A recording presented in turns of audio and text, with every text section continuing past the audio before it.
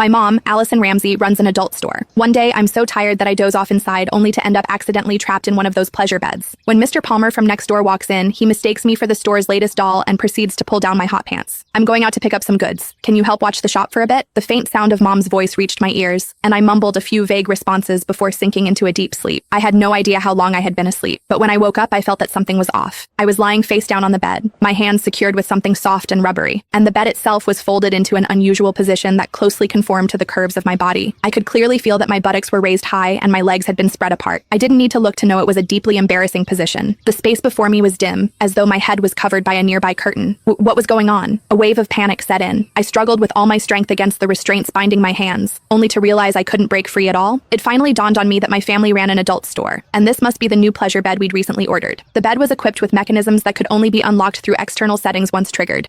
I had been completely exhausted earlier, so I just crashed on a random bed in the storeroom without even noticing it was the latest model of pleasure bed. I would usually sleep on my stomach and move around in my sleep, so I must have accidentally triggered the mechanism while dozing off, and now this single bed had locked my hands in place. The bed split into two below my waist, lifting my lower abdomen and hips and leaving my buttocks raised high. It was as if I was positioned for, what was I supposed to do now? I shouted a couple of times, but there was no response. It only then struck me that before I fell asleep, Mom mentioned she was going out to pick up some goods and asked me to watch the shop. Hey, Allison. Just then, I suddenly heard the voice of Mr. Palmer, a customer, coming from the doorway, and it was getting closer. Oh no, Mom did say Mr. Palmer would come by later to settle the bill. Panic surged through me. I struggled desperately, only to find that while the restraints looked soft, there was no way to break free. Where's everyone? I thought I told them I'd come by to settle the bill today. Mr. Palmer's voice drew closer and closer until it sounded just a few steps away. Frozen in this embarrassing position, I felt my face flush crimson, and in my panic, I froze completely, not daring to move a muscle. Is this a new doll that just arrived? Mr. Palmer's words sent my heart leaping into my throat. The next second, I felt a pair of warm, dry hands land on my thigh. They then slowly slid upward until they were inside my hot pants. The weather was sweltering, and when sleeping at home, I naturally dressed lightly. Thus, my hot pants were barely long enough to cover my buttocks. The texture feels pretty good. It's quite realistic and even warm, Mr. Palmer remarked as he fondled me. The bizarre sensation made me clench my teeth, too afraid to make a sound. If anyone were to discover I was being mistaken for a doll, it would be over for me. But then, to my horror, I felt those hands beginning to tug at the waistband of my hot pants. Hot pants were naturally very short, and for comfort while sleeping, I hadn't even fastened the waistband. In fact, they could practically be slipped off with just a gentle tug. I didn't expect it to feel so real. This new batch of dolls really is something else, Mr. Palmer said excitedly. He seemed to be leaning right over me from behind, and I could distinctly feel the warmth of his breath as he exhaled and spoke. My heart raced with a mix of panic and anger, yet I didn't dare move a muscle. I was terrified of the embarrassment that would follow if I were discovered. What should I do? What on earth could I do? Mr. Palmer had already pulled down my hot pants, leaving only my thin underwear underneath. It even has panties, and with a lace trim too. Mr. Palmer's voice grew increasingly excited. He kept stroking my buttocks, and the warmth of his touch made my heart pound wildly in my chest.